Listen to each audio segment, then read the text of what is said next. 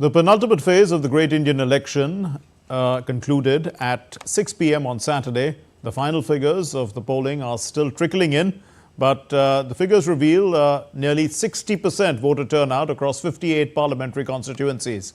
All security and other arrangements were put in place by the election authorities to ensure free, fair and bumper voting.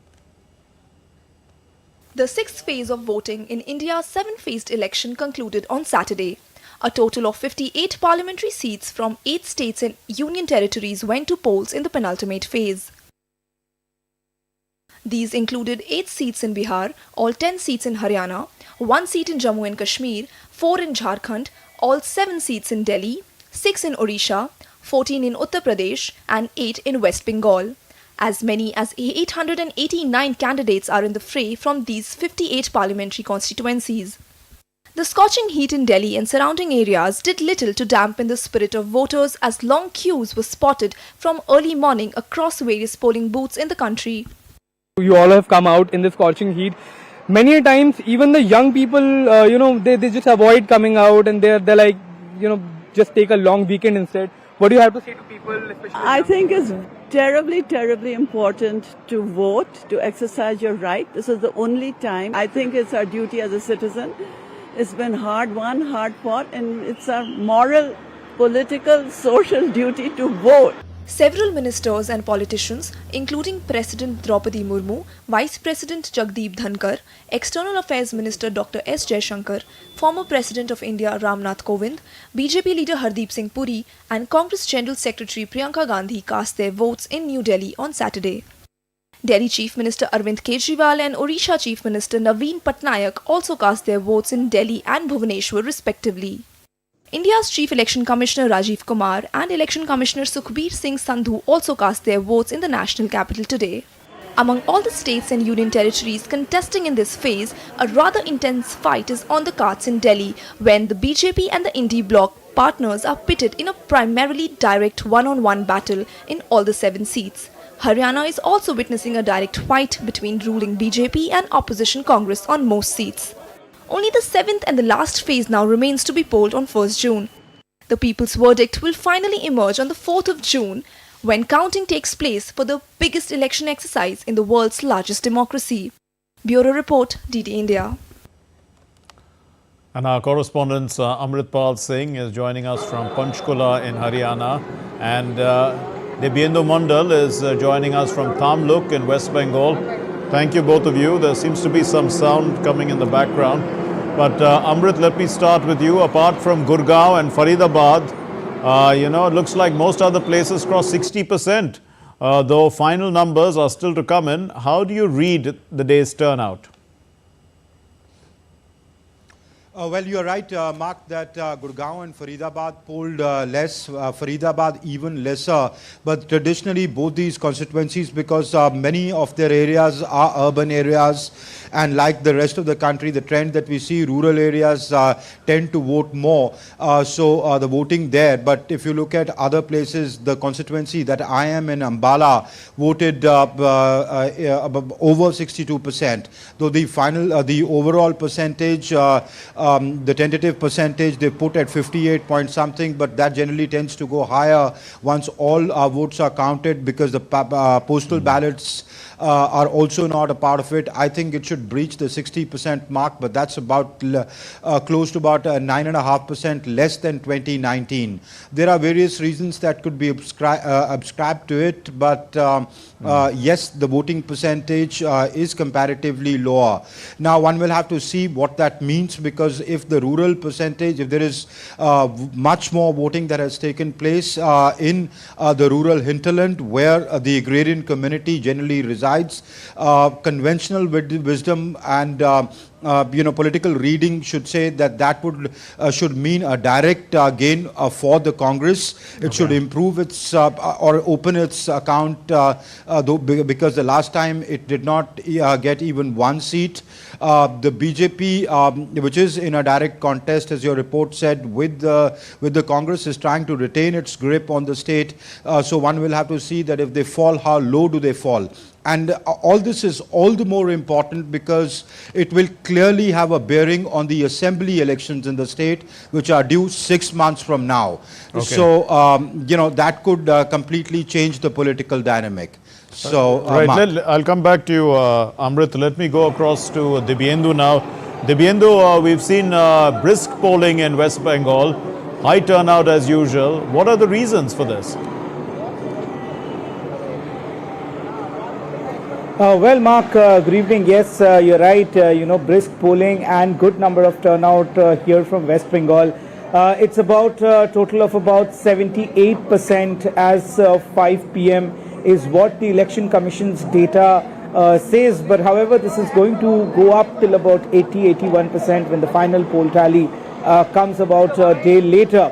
But, what happened today, we saw dramatic scenes coming in from where I am, which is the Tomluk Lok Sabha, as well as the neighboring two constituencies, Lok Sabha constituencies of Ghatal, as well as the Midnapur constituency.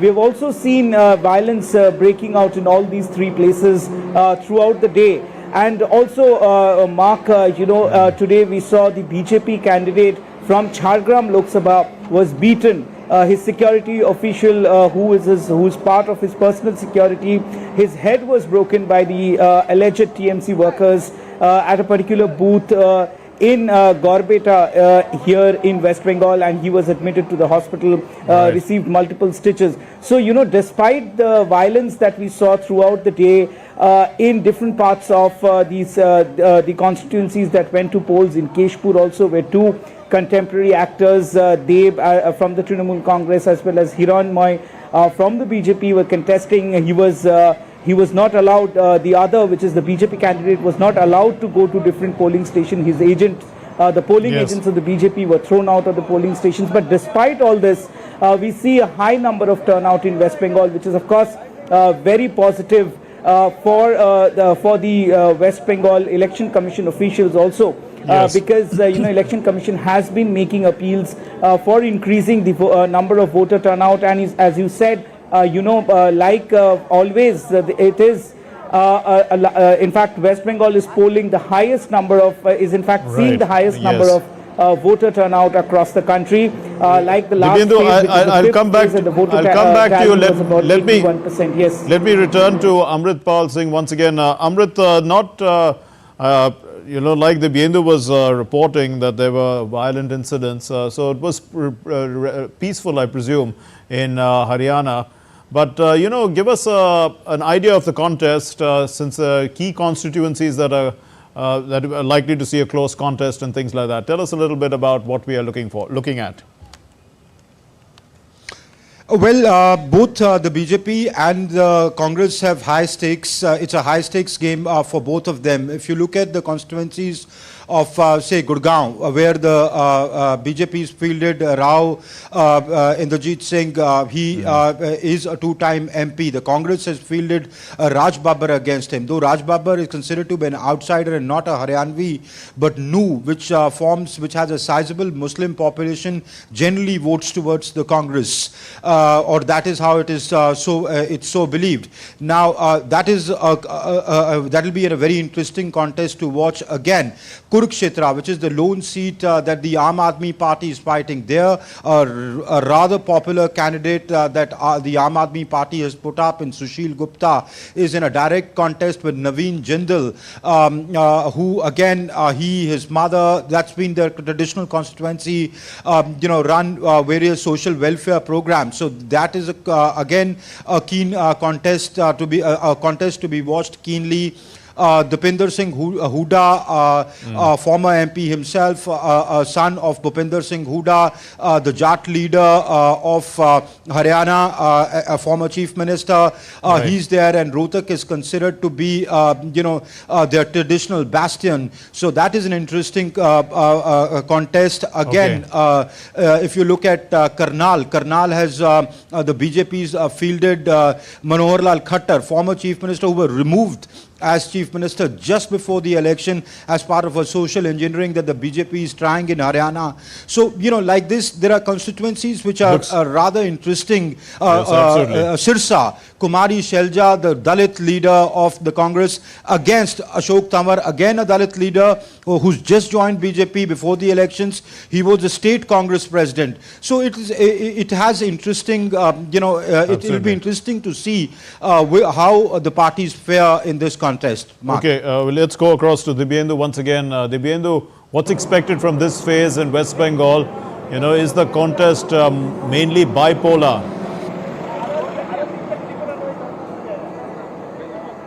Yes, Mark, absolutely. This is a bipolar contest here in all the seats that have gone to polls, the eight Lok Sabha seats that have gone to polls. It's a direct contest between the BJP and the Trinamool Congress, even though the Congress and the CPM, which is contesting this election in an alliance, have put up candidates. But what we pick up from the ground is that, of course, they will be cutting some votes for both the TMC as well as for some BJP. But they're not a very serious player and are being discounted by voters in almost all the Lok Sabha seats here. But having said this, Mark, the direct contest is of course between the BJP and the Trinamool Congress. It is a prestige battle in at least two of the constituencies that have gone to polls, which is the Tomluk as well as the Kathi constituency, which is considered to be the bastion of Shubhendu Adhikari and the family of Adhikaris. So, his brother Shubhendu Adhikari's brother is contesting from the Kathi Lok Sabha seat, and and today we saw one BJP worker at least was attacked brutally and has been hospitalized in this particular constituency of Kathi, where Shubhendu Adhikari also reached the hospital to support his party cadre. But also in this Tomluk Lok Sabha, it is a battle between the younger and the older generation, where the BJP fielded former Justice of the Calcutta High Court Abhijit Gangopadhyay, who took on as a crusade against the alleged teachers recruitment scam. And on the other hand, the Trinamool Congress have put up a youth candidate, which is Debangshu Bhattacharya. If you remember, Mark, the Khala Hobe song was coined by him in the 2021 assembly elections here. So, of course, it's an interesting battle. On the other hand, if you move just about 50 kilometers from where I am, Ghatal, two contemporary actors of the Bengali cinema, superstars of the Bengali cinema, Dev as well as Hiranmoy, are contesting elections. Sure, looks like all the seats seems like all the seats are very closely contested. We leave it there. Thank you very much, Dibyendu and Amritpal Singh. Thank you for being with us. Still to come here on DD India News Hour. The US is monitoring the situation in the Taiwan Strait.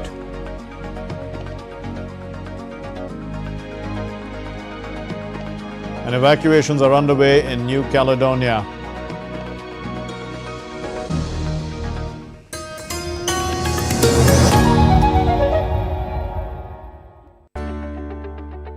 The Western media has been writing continuously, commenting, analyzing about what it says a threat to Indian democracy. I actually think that in many ways democracy is more under threat in the West because of this. I think voter apathy is one of the greatest threats to democracy that exists, and I don't think you can say the same for India. We can't always view India through the old lens. This is a new India, and this is a new and progressing India.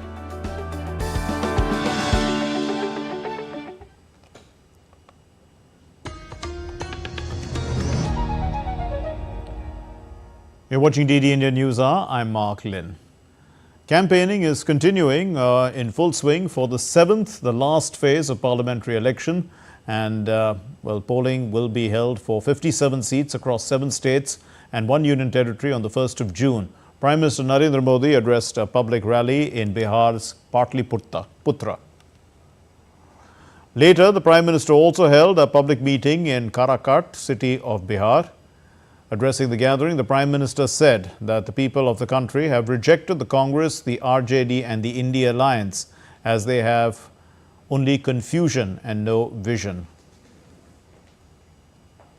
The BJP leader Anurag Singh Thakur held a rally in his constituency of Hamirpur in Himachal Pradesh. The Uttar Pradesh Chief Minister Yogi Adityanath addressed a public rally in Bhalia in the state. The Congress President Mallikarjun Kharge held a public meeting in Himachal Pradesh's capital, Shimla. The Congress leader Priyanka Gandhi and the Samajwadi Party leader Dimple Yadav, they held a rally in Gorakhpur in Uttar Pradesh. The US is monitoring the situation in the Taiwan Strait after China conducted a two-day war games scenario around Taiwan. So they've expressed confidence in the current force posture and operations in the region to ensure peace and stability. A US State Department spokesperson voiced concerns over reports of China's People's Liberation Army's joint military exercises in the Taiwan Strait and in its vicinity. The spokesperson said that China's actions risk an escalation and undermine long-standing norms that have maintained regional peace and stability for decades. The spokesperson added that Taiwan's political transition is a normal and a routine part of its democratic process and that China should not use it as a pretext for provocative and coercive measures.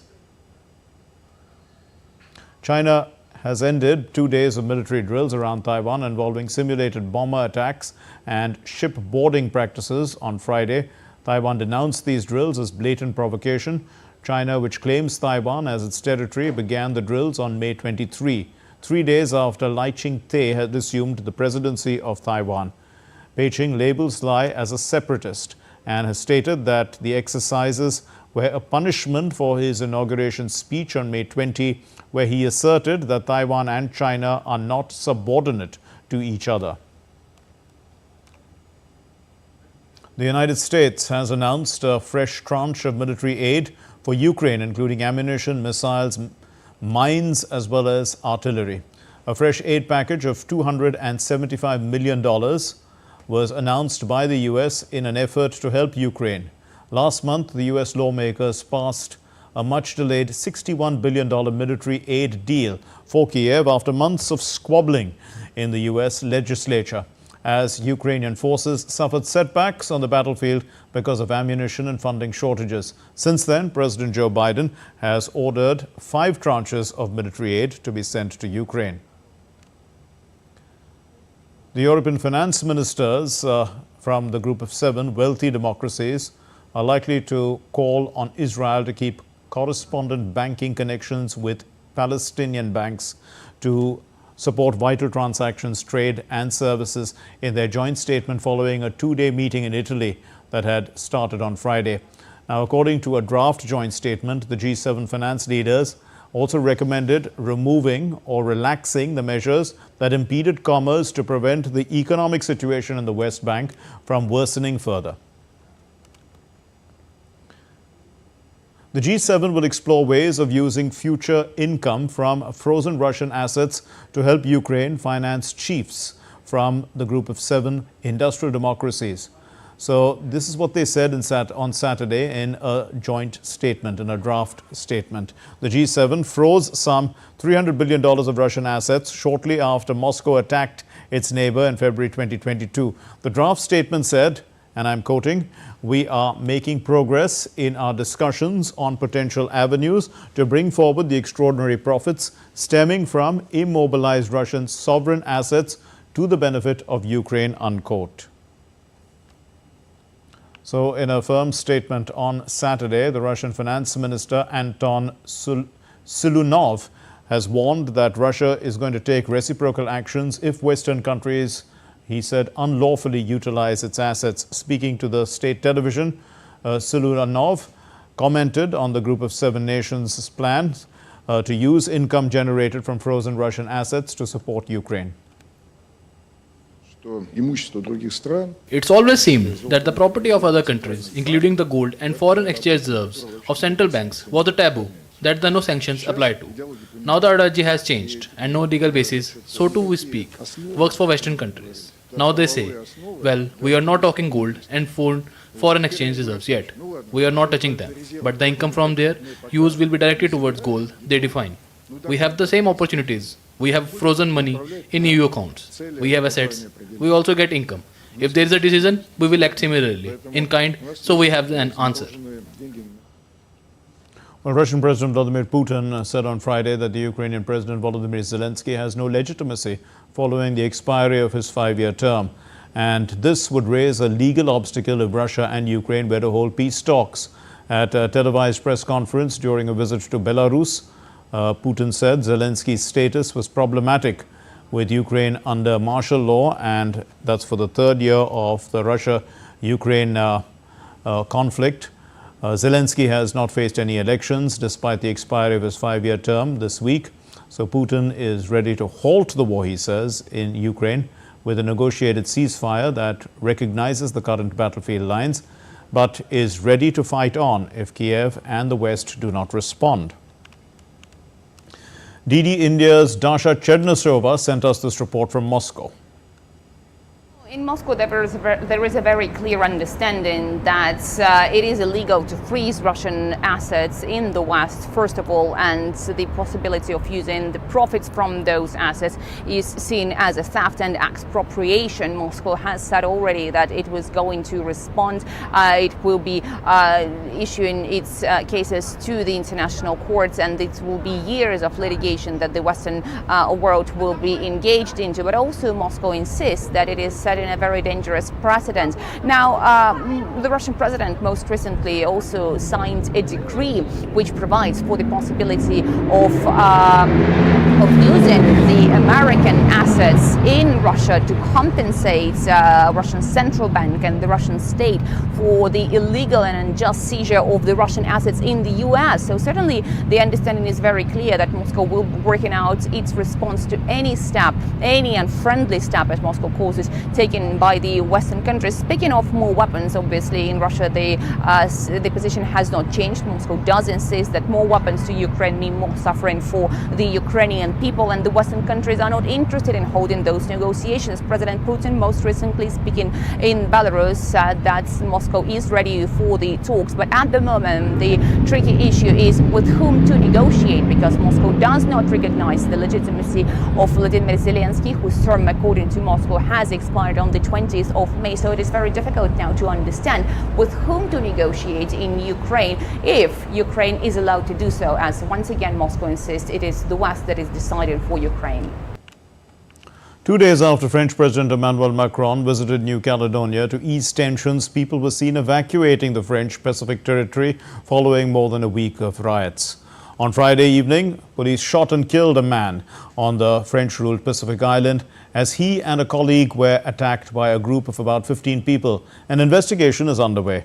The man's death brought the toll to 7 over 12 days of unrest in the region, which was sparked by a disputed electoral reform and exacerbated by significant economic disparities between the indigenous Kanak population and the people of European descent. Let's take a look at other stories making news around the world. A New Mexico judge on Friday rejected actor Alec Baldwin's bid to dismiss an involuntary manslaughter charge for the 2021 shooting of a cinematographer, Haryana Hutchins. The judgment will now lead to an unprecedented trial of a Hollywood actor for an on-the-set death. The US singer-songwriter and actor Lady Gaga launched her HBO concert special, Gaga Chromatica Ball, in Los Angeles. The special covers her performance at the Dodger Stadium in front of more than 50,000 people. The film will begin streaming on Max on 25 May.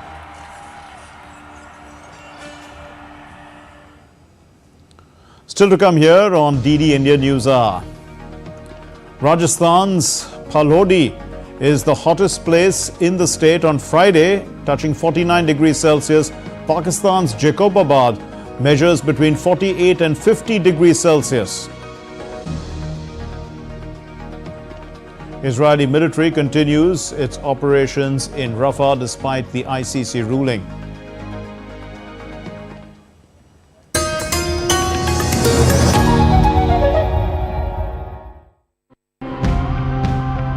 There is enormous power in people's narratives, especially when they tell their own story. We meet some people and communities who tell us how it is done. Anything hazardous to humans is dumped here in North Chennai.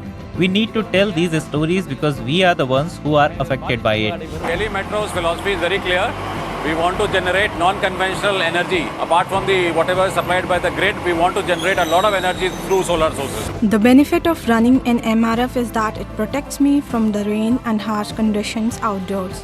Work goes on even in hot weather and during the rainy season. India is one of the climate swing states. We have to get India right to get emissions and to be able to really combat climate change.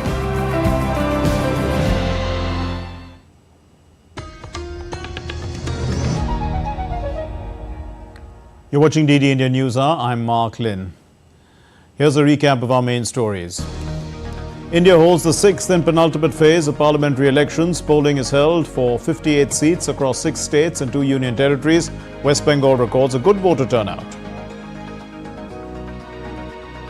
India's Prime Minister Narendra Modi speaks exclusively to DD News, says constructive criticism is necessary to run a good government. G7 leaders mull the idea of using income from frozen Russian assets to help Ukraine. Moscow says it's going to reciprocate if Western countries use its assets illegally.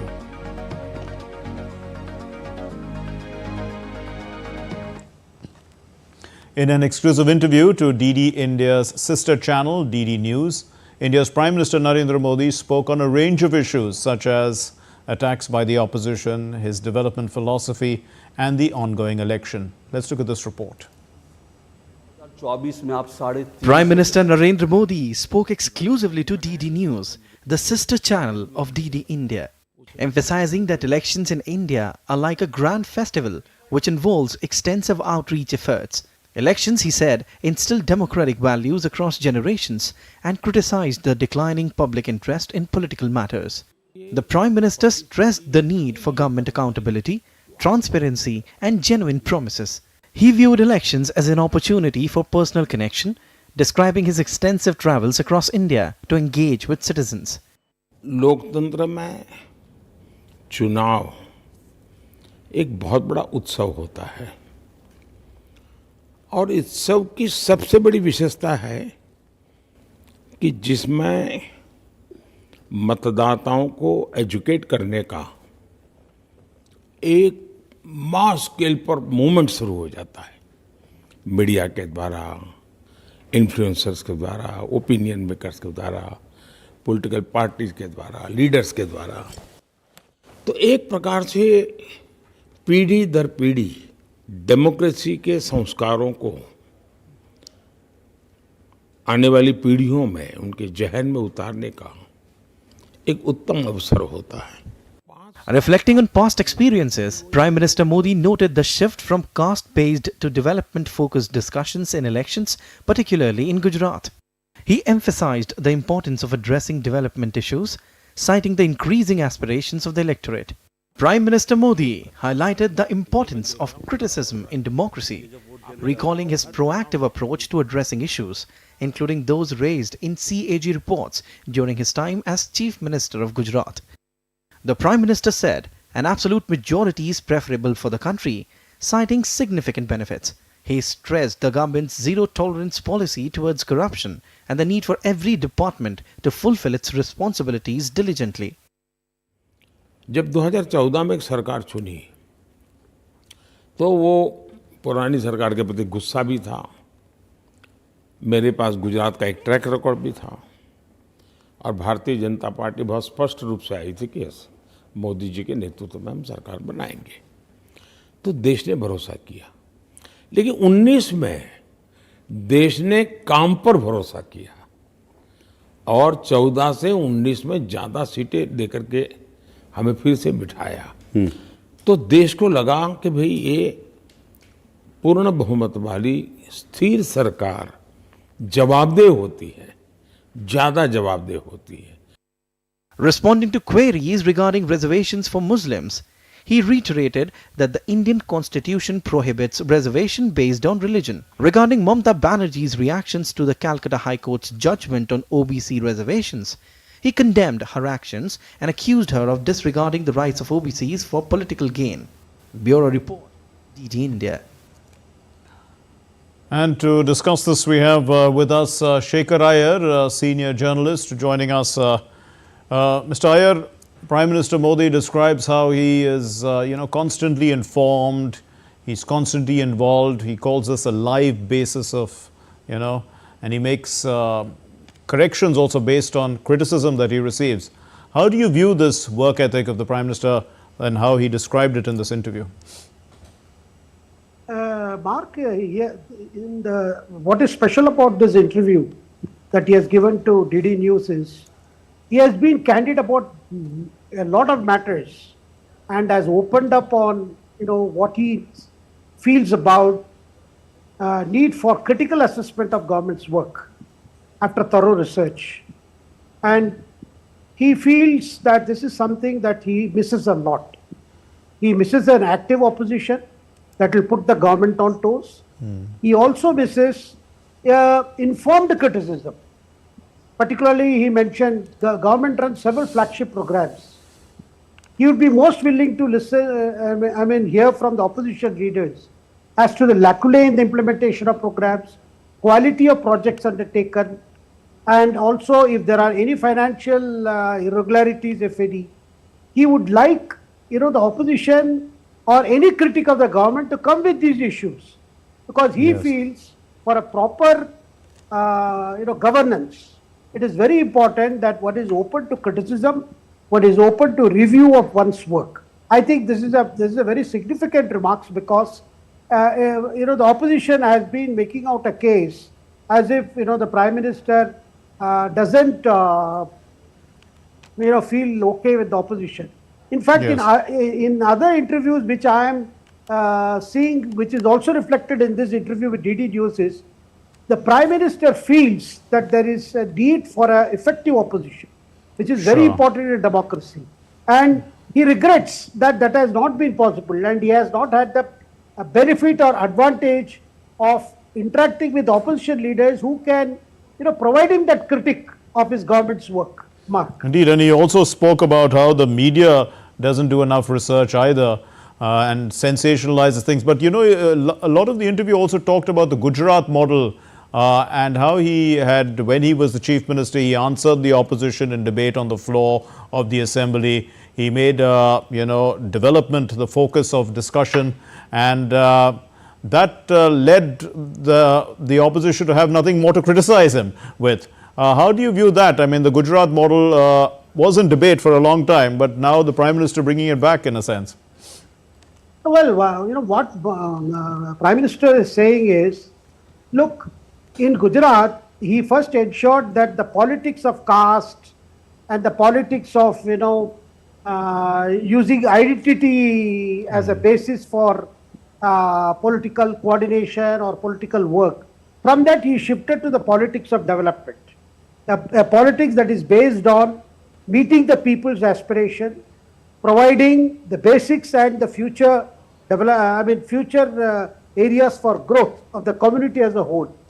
And he says in that process he found that the deliberations in Gujarat Assembly was often marked by opposition leaders coming out with specifics about projects, about programs, about schemes, lacunas or shortcomings, which helped the government to correct and improve. But what we are seeing today, even at the national level, is, there is a broad opposition which is supposed to be all the time against the Prime Minister, all the time against the government, even when there are issues of national interest that would require a consensus, that would require a dialogue, that would require seeking clarity or clarifications. But that is not happening. What we are seeing is there is already a preconceived approach where the Prime Minister has to be criticized, no cooperation can be offered to the government, and nothing should be done in any way which helps the government in carrying out its governance obligations. That is what Prime Minister regrets. Prime Minister feels that he would be most happy to see informed criticism on the floor of our parliament by the opposition leaders. They can come up with details, they can tell the government what is going wrong or what is going right, what needs to be corrected. That is how the parliamentary democracy functions effectively. This is one clear interview which makes it very, very clear to all of us that Prime Minister is not sensitive to criticism. He is not allergic to criticism, as has been made out.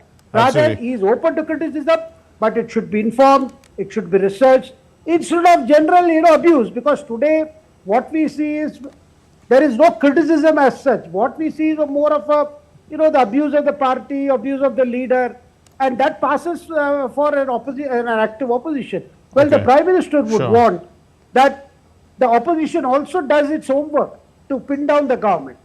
Indeed, and the Prime Minister, right at the start of the interview, also spoke. After all, it is an election, so he's talked about the festival of democracy and the interaction with the people during all this campaigning.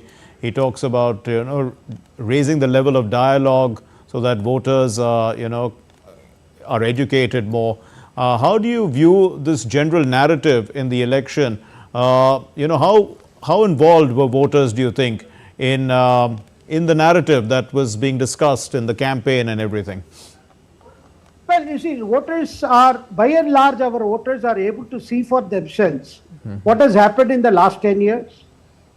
What was and they also have memories of what was the situation before 2014, what improvements have happened, what more needs to be done. And they are also examining opposition criticism of, the projects, the approach of the Modi government in the last 10 years. And they see for themselves and evaluate as to what is the Prime Minister saying, what is the ruling party saying, and what is the opposition's criticism of it, and what is the opposition promising to bring a sort of solution to the problems they see in the first place. Because that is how people evaluate what is being said. So, you see, that is the way. So, for such a narrative, there is no place for personal abuse. Okay. There is no place for falsehood. Because if you have to go to the people and say this is wrong with the government, or if the government has to go to the people and say this is all what we have done, it has to be based on certain facts, facts that the people will definitely know because they will give you the feedback from the ground. That is how political parties, political leaders and candidates of whether Lok Sabha or the State Assembly should engage with the people, their voters. Sure. So, a final question, Mr. Iyer, do you see, the opposition becoming more constructive and also the media becoming more constructive in criticism? Well, I think that is ultimately the most ideal situation where we will get to see the media play actually the role of a watchdog, so that they examine everything and not go by sensationalism, which can make headlines, which they may think they may bring TRPs, but ultimately people are looking for information and for accuracy. See, the most important part, credibility of the media depends on accuracy. I think that is something we all feel that we should be able to focus more on, because if there is one mantra for media's credibility, it is accuracy, accuracy and more accuracy. Mark. Okay, we'll leave it there. Thank you very much, Mr. Shekhar Iyer, senior journalist. Thank you for dwelling on the Prime Minister's interview to DD News and helping us to understand the larger message that has come through it. Now, the Israeli military continues its operations in Rafah despite a ruling from the International Court of Justice, the International Criminal Court, in fact, to halt all the military actions immediately. Israel has condemned the ruling as outrageous and also morally repugnant, while the UN Secretary General has expressed trust that the parties will comply. Meanwhile, the US Secretary of State Anthony Blinken has reiterated Washington's stance, and Italy has also pledged to resume funding for the UNRWA with a package of $38 million in aid. The Israeli military has continued its operations in Rafah despite an International Court of Justice ruling demanding an immediate halt to military actions. Israel has called the ruling outrageous and morally repugnant. However, UN Secretary General said that he trusts that the parties will duly comply with the order from the court. The Secretary General recalls that pursuant to the Charter and to the statute of the court, decisions of the International Court of Justice are binding, and he trusts that the parties will duly comply with the order from the court. In accordance with the statute of the court, the Secretary General will also promptly transmit the notice of provisional measures ordered by the court to the Security Council. The International Court of Justice's court order followed a request from South Africa in a pending case against Israel. States of Israel shall, in conformity with its obligations under the Convention on the Prevention and Punishment of the Crime of Genocide, and in view of the worsening conditions of life faced by civilians in the Rafah Governorate, A, by 13 votes to 2, immediately halt its military offensive and any other action in the Rafah Governorate. U.S. Secretary of State Antony Blinken reiterated Washington's position on Israel's military operations in Rafah. On the other hand, Italian Foreign Minister Antonio Tajani said that on Saturday that Italy will resume funding for the United Nations Palestinian Relief Organization UNRWA as part of a €35 million aid package. Tajani made the commitment during a meeting with Palestinian Prime Minister Mohammed Mustafa, who also held talks with Italian Prime Minister Giorgia Meloni during his visit to Rome. With Bureau Inputs, Rabindra Chauhan's report, DD India.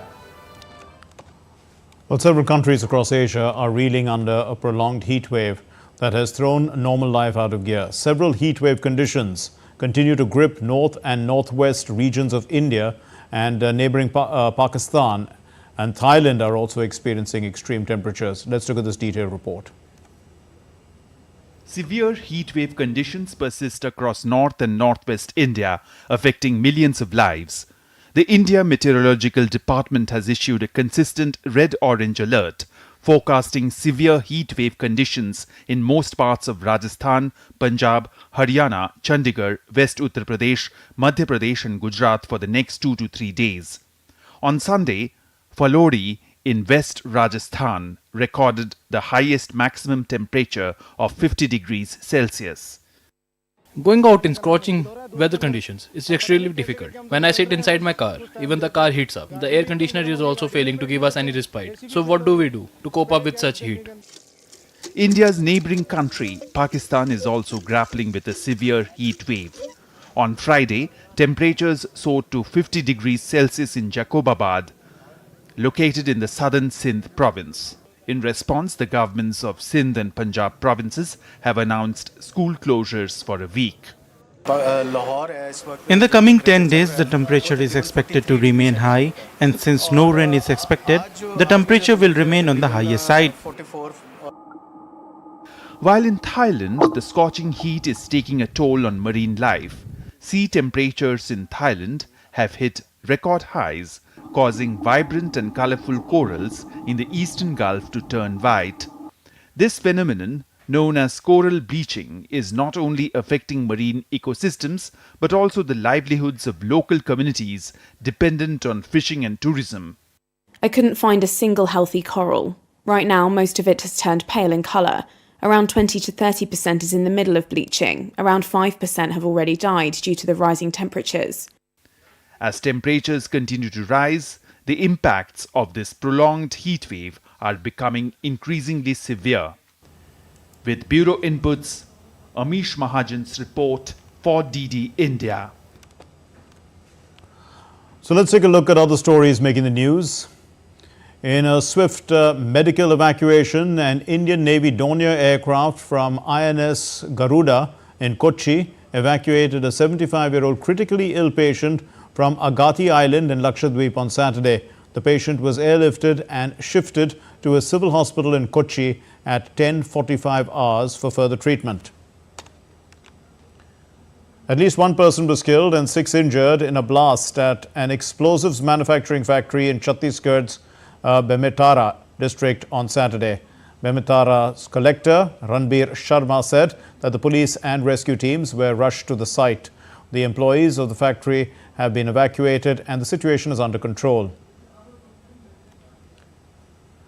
The India Meteorological Department issued a warning against severe cyclone Remal on Saturday, which is expected to hit West Bengal on Sunday. The Weather Department said that the cyclone will bring extremely heavy rainfall and strong winds to coastal regions of Bangladesh and West Bengal on May 26. Several people died after fire broke out at a gaming zone in Gujarat's Rajkot. The Chief Minister Bhupendra Patel had instructed officials to prioritize arrangements for immediate treatment of the injured. The state government has also announced 4 lakh rupees compensation for the families of the deceased, while 50,000 rupees for the injured.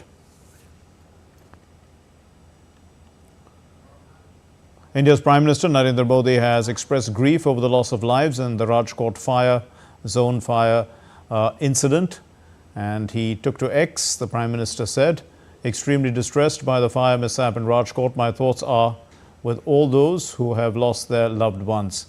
Prayers for the injured. The local administration is working to provide all possible assistance to those affected." WIPO member states on Friday have approved a groundbreaking new treaty relating to intellectual property, genetic resources and also associated traditional knowledge, marking a historic breakthrough that capped decades of negotiations. The president of the diplomatic conference brought down the gavel to mark the consensus approval of the new WIPO Treaty on Intellectual Property, Genetics, Resources and Associated Traditional Knowledge. This is the first WIPO treaty to address the interface between intellectual property, genetic resources and traditional knowledge, and the first WIPO treaty also to include provisions specifically for indigenous peoples as well as local communities. In a heartwarming display of inclusivity and artistic expression, the Manzil Center in Sharjah, in collaboration with the Funoon Arts Group, recently hosted a unique live art session which was aimed at Divyang students under the theme One Earth. The initiative brought together 10 accomplished artists and 10 Divyang students from the Manzil Center to create incredible art pieces side by side. The event was designed to foster a sense of community, support and compassion while providing a platform also for the students to explore their creative talents.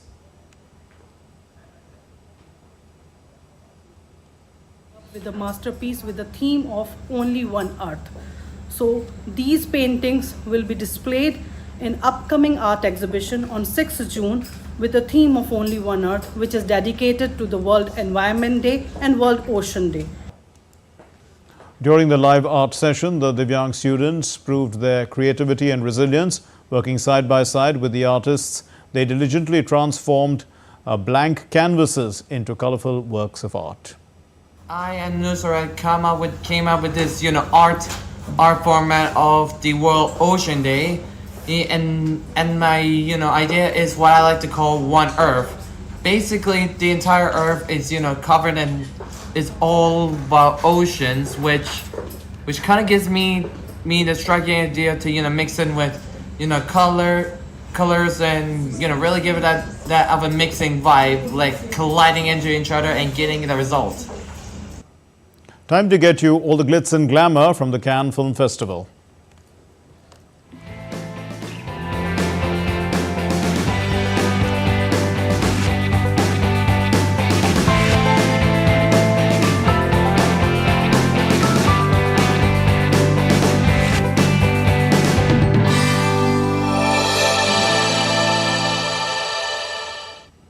The 77th Cannes Film Festival concludes on Saturday with a closing ceremony. India's winning streak is continuing at the festival. The Indian actor Anusuya Sengupta won the Best Actress for The Shameless, a co-production of 5 countries including India. Sengupta is the first ever Indian actor to win an award at Cannes. So The Black Dog by Chinese director Guan Hu also won the Best Film Award, and this is in the uncertain regard category.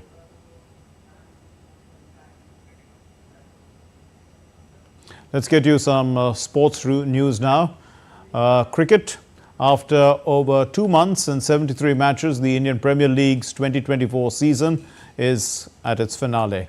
Sunrisers Hyderabad and Kolkata Knight Riders will battle it out for the IPL trophy on Sunday. Hyderabad had defeated Rajasthan Royals by 36 runs in the second qualifier in Chennai on Friday to reach the third final that they have entered. And on the other hand, Kolkata defeated Hyderabad in the first qualifier to reach the final. They also ended the league phases at the top of the table with 20 points from 14 matches, 9 wins and 3 losses. The men from Kolkata would want to continue that ruthless brand of cricket and take their 3rd title. But Hyderabad did really well against Rajasthan Royals, so they look like they're on the comeback. The world of soccer is celebrating World Football Day on the 25th of May. In 2024, the world marks the 100th anniversary of the first international football tournament involving teams from all regions held on the 25th of May 1924 during the Summer Olympic Games in Paris. And to honor this milestone, the United Nations General Assembly also passed a resolution on the 7th of May proclaiming May 25 as World Football Day. The world of soccer is celebrating World Football Day on May 25th. As per UN resolution, the annual World Football Day on May 25th was declared to acknowledge the global reach of football and its impact in various spheres, including commerce, peace and diplomacy. The resolution recognizes and highlights how football creates a space for cooperation and acknowledges the fundamental role of FIFA and regional and national soccer federations in promoting the game. The resolution encourages all countries to support football and other sports as tools to promote peace, development and the empowerment of women and girls. It also urges the adoption of policies and programs to promote football and physical activities. The proposal to recognize a football day was proposed to mark the centenary of the 1924 Olympic football tournament in Paris, France, as the first international football tournament in history with representation of all regions, and was initiated by Bahrain, Libya and Tajikistan and subsequently unanimously adopted by 170 nations at the General Assembly in May 2024. Such support at a global scale is a testament to the unifying power of football, the world's most popular sport, and its ability to bring people and nations together. In 2022 FIFA World Cup in Qatar, group stage match versus Costa Rica generated highest audience of the year in Japan, while Argentina's encounter with Mexico drew audience share of 81.3% in Argentina. England versus USA was the most watched men's football match on US television ever. With an estimated 250 million players active in over 200 countries and territories, it's the world's most popular sport. Today, around 200 countries play football, with nations like Brazil, England, Mexico, Germany, Italy, among others, take a keen interest. The countries have clinched the FIFA World Cup many times and have best soccer players worldwide. There are 211 affiliated countries associated with FIFA today. FIFA supports them financially and logistically through various programs. As representatives of FIFA in their countries, they have obligations to respect the statutes, aims and ideals of football's governing body and promote and manage a sport accordingly. Sports Desk, DD India. Well, that's all we have in this edition of DD India News Hour. Let's know your thoughts on the news of the day. And for those of you on the go, you can get all the latest news and updates from India and across the world on the DD India mobile app. The app is available on both Android and iOS platforms. Scan that QR code on your screen and download it now. We'll be back with more news as it breaks here on DD India. I'm Mark Lin. From all of us here in Delhi, thank you very much for your time watching DD India News Hour. Namaskar.